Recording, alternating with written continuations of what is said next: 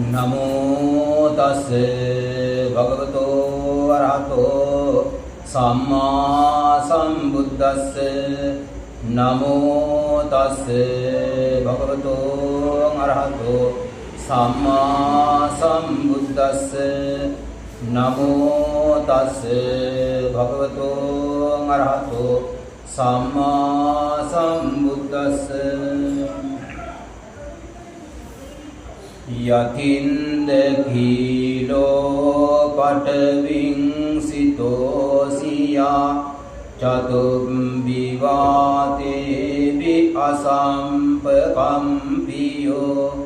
ततुपमं सम्पुरिसं वदामि यो अरियसञ्चानि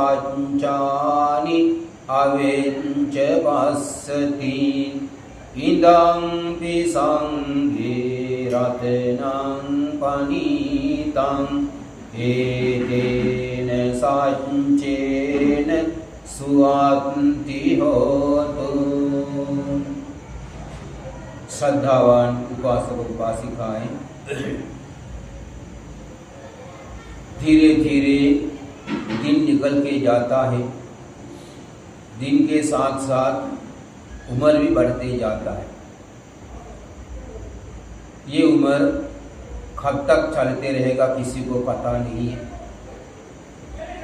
लेकिन उम्र समाप्त होने के पहले प्राप्त मनुष्य जीवन का सफलता हासिल करना हर एक व्यक्ति का जिम्मेदार होता है, कर्तव्य बन जाता है। ये जीवन का सफलता प्राप्त करने के लिए ही हमें जीना पड़ता है, लेकिन जीने के वक्त हम उसी के सफलता पाने के लिए ख्याल नहीं रखते हैं, उसके आवश्यकता नहीं समझते हैं, फिर जीने में क्या फायदा होता है।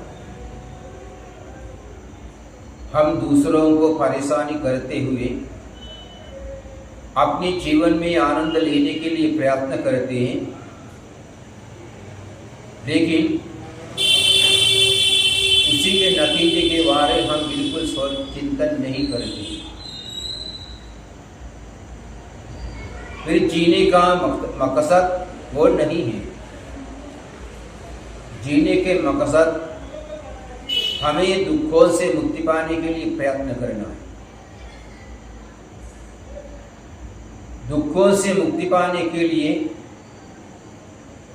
हम प्रयत्न करेंगे, उसके लिए तथागत ने हमें रास्ता समझाया है।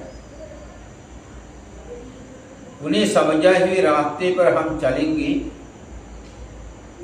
तभी ये सफलता प्राप्त कर सकता है।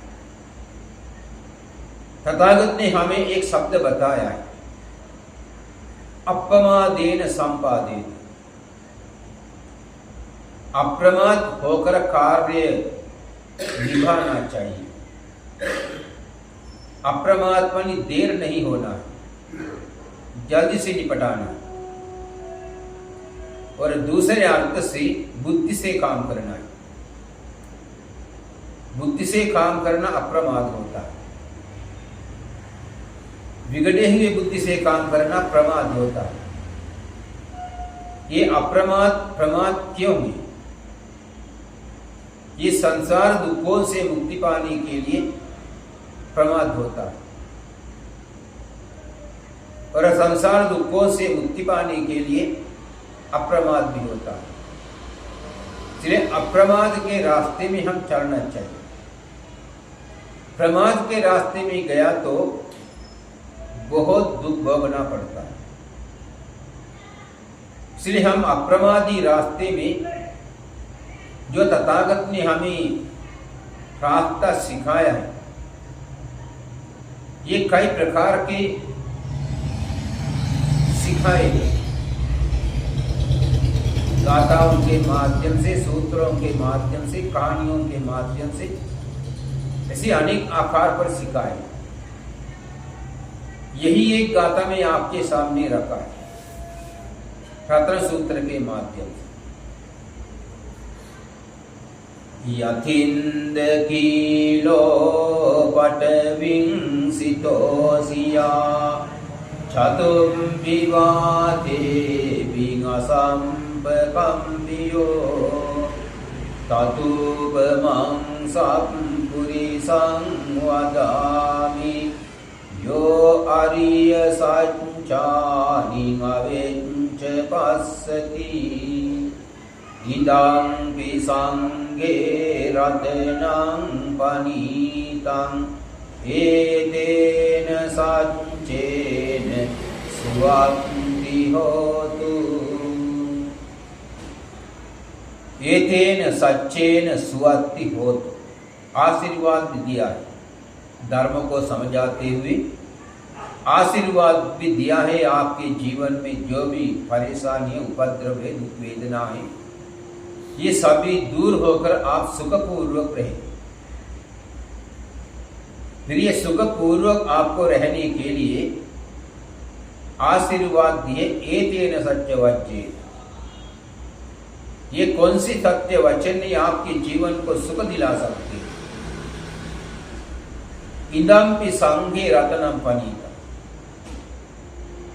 यह संघ रत्न का प्रणीत स्वभाव। आप मानो न मानो, लेकिन तथागत बताते हैं संघ रत्न का प्रणीत स्वभाव होता है। ये प्रणीत स्वभाव हमको देखना चाहिए। भगवान उसके बारे में समझ आए। पटविंग सितोसिया इंद्रकीलो यथा, इंद्रकील जमीन पर गड़ा करता है, गाड़ देता है, पूरा नहीं, आधा हिस्सा। इंद्रकील बनते हैं पत्थर से। एक लंबा पत्थर लेकर उनके आधे हिस्से में खंबा तैयार करता है, आधा हिस्सा जमीन खोद के उसके अंदर घुसा देता है, गाड़ देता है। फिर वही इंद्रकील खड़े रहता है। चतुर्विवाते भी असंपकम्पी, चारों तरफ से कितने भी हवा लगी, तूफान ना आए, फिर भी ये हिलने वाला नहीं। ये चारों तरफ से आने वाले तूफानों से हिलने वाला नहीं इंद्रकील। इंद्रकील पुराने राजाओं ने नगर द्वार पर लगाया था, कभी कभी राजमहल के पास भी लगाते। ये नगर द्वार में लगाते सीमा दर्शाने के लिए, राज्य का सीमा, और उसी के साथ साथ राज्य का महत्व, ये राज्य कितना अच्छे हैं या बलवान है, प्रताप है, उसी को दर्शाने के लिए भी ये कील, इंद्रकील लगा है। इंद्र का अर्थ प्रमुख है, मतलब प्रमुख खंबा, उसे इंद्रकील कहता है। नगर के द्वार के बीच में लगाते, प्रवेश द्वार, कभी राजा के महल के पास भी। ये इंद्रकील में गलत करने वाले लोगों को बांध के रख देता, दंड के रूप से। एक आदमी को पकड़ना कठिन है। एक इंद्रकील आज भी दिल्ली में पुराना किला में रहता है, देखने को मिलता। वो पत्थर से बना हुआ, और उसी प्रकार जितना जमीन के ऊपर है उतना जमीन के अंदर, इसलिए हिलता नहीं।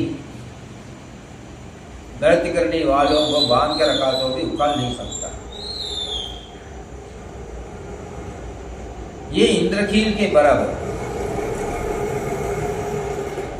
चारों तरफ से आने वाले हवाओं से हिलता नहीं है।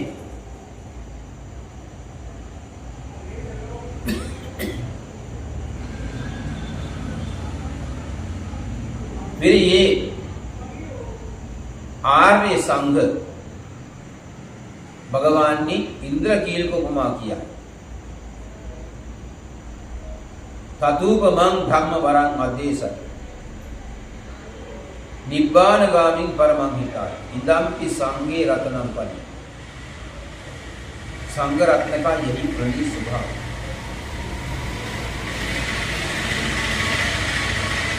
फिर ये इंद्रकील ये आधा हिस्सा जमीन में गड़ा हुआ रहता है।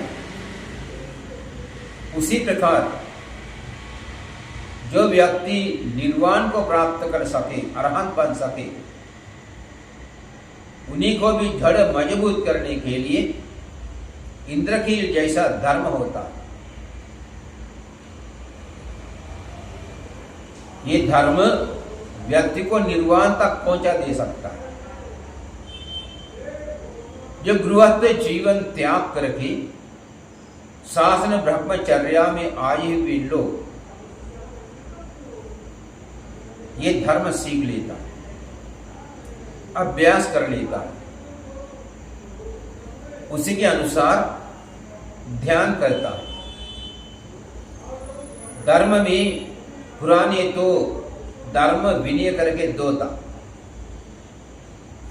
आज तो त्रिपिटक है, मूल अवस्था में त्रिपिटक नहीं था, धम्म और विनय। विनय कहा तो भिक्षु लोगों को बताया गया नियम, भिक्षु जीवन किसी प्रकार होना चाहिए, कैसा उसी जीवन को संयमित कर सकते हैं, उसके लिए बताए गए नियमों को विनय कहता है। भिक्षु लोग उसी विनय को अनुसरण करना पड़ता है। धम्म जो होता है लोगों को संसार के जीवन समझने के लिए, जो तथागत ने देशना किया हुआ देशना है, उसे धम्म कहता है। फिर ये धम्म श्रवण किया हुआ व्यक्ति उसी को अपने जीवन में उतार लेता है।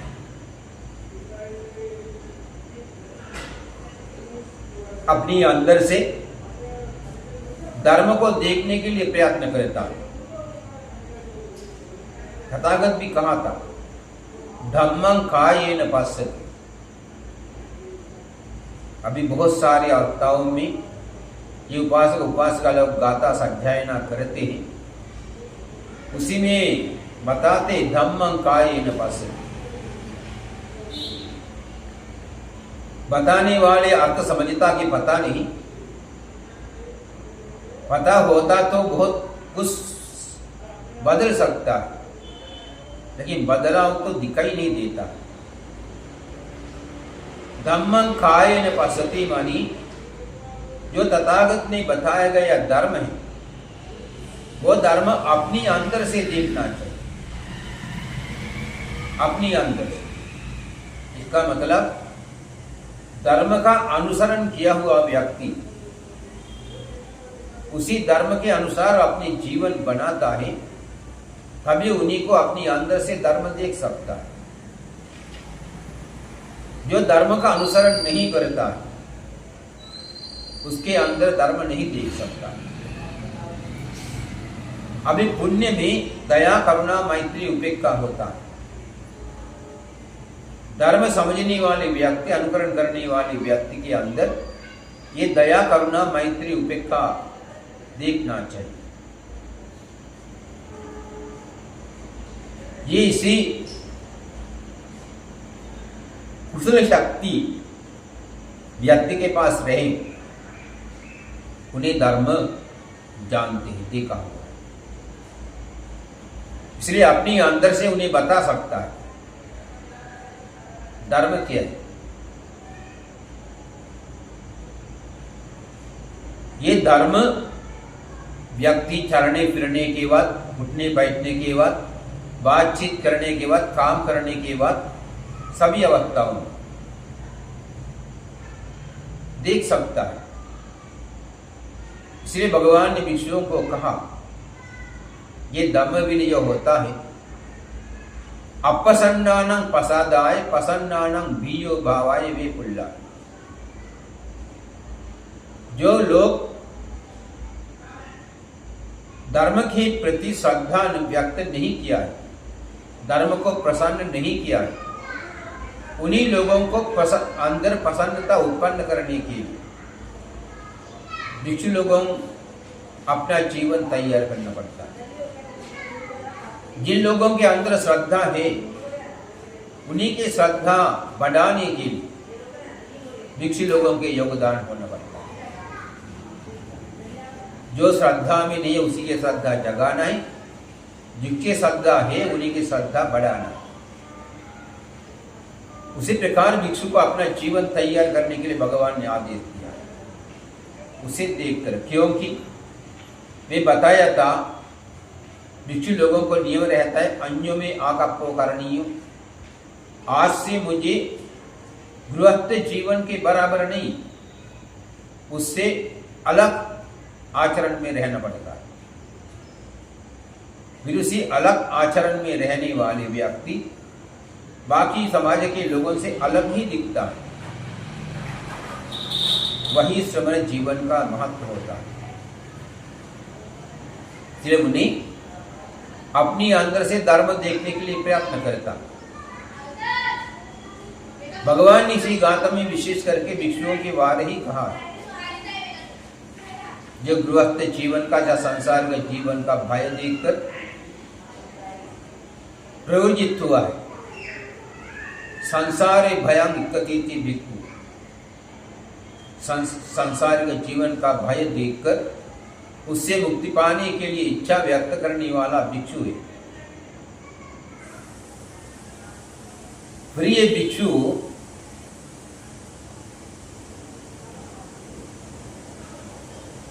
तदुपमं धर्मवरं आदेश,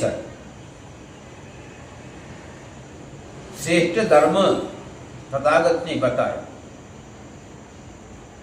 ये धर्म निब्बानगामी परमांगिता, निर्वाण को प्राप्त करने के लिए हितकारी होती है। पर निर्वाण प्राप्त करने के हितकारी मन इसके लिए योग्य होता है। ये तथागत ने बताए गए पवित्र असहाय धर्म को श्रवण करके उसे अपने जीवन में उतार का अभ्यास किया तो निर्वाण तक पहुंच सकता है। ये निर्वाण तक पहुंचने के लिए योग्य धर्म उन्होंने बताया। हम उसी धर्म को ढूंढना चाहिए, पढ़ना चाहिए, अभ्यास करना चाहिए, अनुकरण करना चाहिए। धर्म ग्रंथों में रहा, हम अपनी जगह पर रहा तो धर्म का कोई उत्थान नहीं, जीवन का भी कोई कीमत नहीं होती। जीवन का कीमत जितना धर्म जीवन में लाते हैं उतना ही होती है। जिस जीवन में धर्म नहीं उसका कोई कीमत नहीं। जंगल में बहुत सारे पेड़ हैं, कई पेड़ कोई काम के नहीं, कई पेड़ बहुत काम के भी है, बहुत कीमती के भी। इसी प्रकार समाज में बहुत सारे लोग रहते हैं, सभी लोग धार्मिक नहीं, कुछ लोग धार्मिक है, कुछ लोग बहुत धार्मिक है। इसलिए बहुत धार्मिक लोग जल्दी से संसार से मुक्ति पाएंगे। जो कुछ काम के नहीं, उनके पास धर्म नहीं, उसे संसार से मुक्ति पाने के लिए बहुत समय लग जाएगा। भगवान ने कहा जो व्यक्ति इंद्रकील जैसा सत्पुरुष हो, ततोपमं सत्पुरुषं वदामि, सत्पुरुष व्यक्ति इंद्रकील के बराबर है। कौन सत्पुरुष है? सत्पुरुष मानी कम से कम श्रोतापन्न हुआ व्यक्ति, कम से कम श्रोतापन्न होना चाहिए। श्रोतापन्न कैसा होना है आपको समझ आए। इसलिए आर्य मार्ग का पहला द्वार श्रोतापन्न। हम श्रोतापन्न हो गया फिर कभी कृतज्ञ नहीं बनता। हम आगे बढ़ने के लिए प्रयत्न करें। जो श्रोतापन्न व्यक्ति जल्द से जल्दी संसार से मुक्ति पा लेता। इसलिए हम सबको श्रोतापन्न होने के लिए व्यायाम करना चाहिए। यदि श्रोतापन्न नहीं हुआ, हम पृथग्जन ही रह गया, धर्म हमारे पास आया, हम धर्म को स्वीकारा, फिर भी हम पृथग्जन रह गया, तो मृत्यु के बाद हमें कई प्रकार के चिंतन आ सकता है। उस चिंतनों के अनुसार हम दुगति में जा सकते हैं। यदि हम श्रोतापन्न हुआ, संसार में कभी हम दुगति में नहीं जाएंगे। इसलिए हम संसार से मुक्ति पाने के लिए ही प्रयत्न करेगा।